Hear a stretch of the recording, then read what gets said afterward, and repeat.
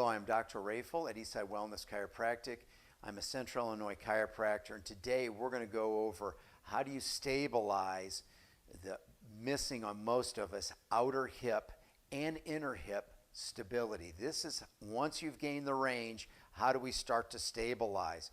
So Vanessa is going to help us here, and for many of us to begin to make sure we have enough balance to pull this off, we're going to lightly touch, and I may let him grip at first the door frame, and the door frame is the perfect place to do it. You can grab in case you start to lose balance.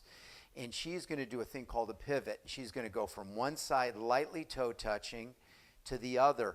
What I really want you to recognize is to load the hip properly. Her chest is moving the opposite direction and shoulders that her foot is.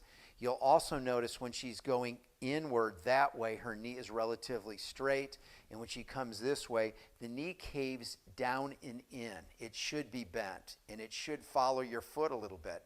Okay? The next step would be same thing, but let's just go with 2 fingers, very lightly touching.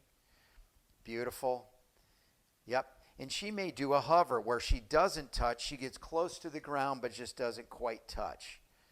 If she can do that, the next progression would be to come out of the door jamb.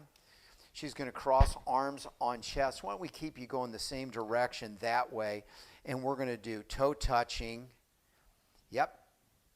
And toe touching. You notice as she goes here, knee bends and knee caves in. Chest is going that way. Perfect. Then she's going to do with a hover. Awesome. To a hover. Yeah, and that's really hard shifting. The last phase of this, she's going to bring both hands high, go short first as she tips.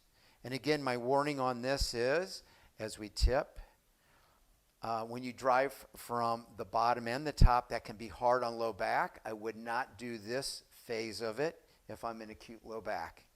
Then her goal is she's getting really long here, and she's really reaching with her arms out here. Then she's going to do a hover.